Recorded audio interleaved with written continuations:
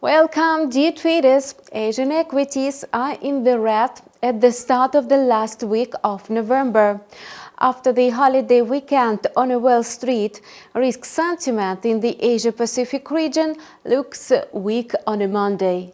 Stock indicators in Japan and the antipodium countries are falling despite today's optimistic news from China. Early Monday, the People's Bank of China issued a statement saying it would increase financial support for private companies in the country.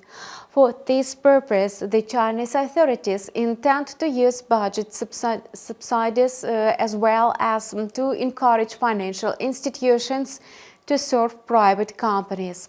If companies face temporary difficulties, their creditors will be offered not to reduce or suspend investment. Notably, the Chinese authorities recently announced that they had launched a criminal investigation into the shadow bank Zhongzhi Enterprise. In other words, the country's recovery remains very fragile. On the other hand, deflation is continuing. In addition, the growth of profits of industrial companies also slowed down in October.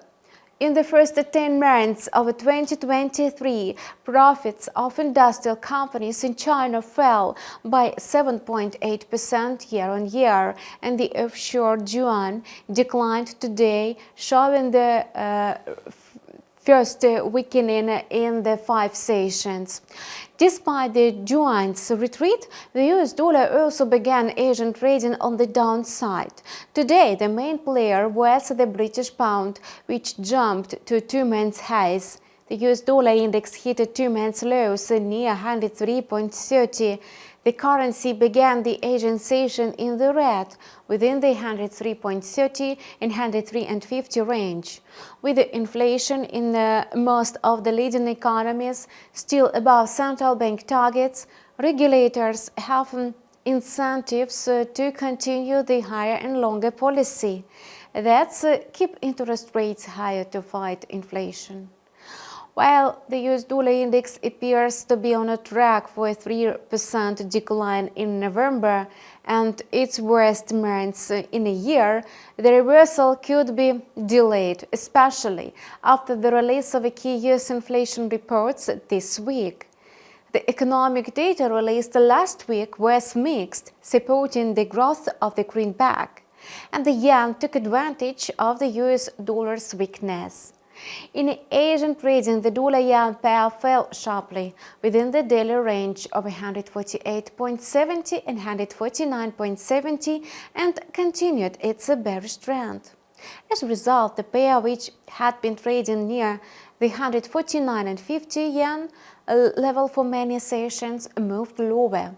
During the early Asian session on a Monday, it moved to 149 and even lower. After Friday's Japanese inflation data of 3.3%, no one expects the central bank to change its ultra-loose policy in the short term. Therefore, the yen's movement will likely depend on the US dollar's momentum and the greenback's reaction to economic data and the prospects of possible decisions of the US regulator on the key interest rate. The United States GDP is expected to grow, while inflation is anticipated to decline. Against this backdrop, the dollar-yuan pair may continue its bearish trend. The Australian dollar has no significant reason to rise today, as the risk sentiment in the equity markets has not had time to determine its direction, and the oil prices fell early in the day. Also, the Aussie has not received any support today as a liquid proxy to the Chinese yuan.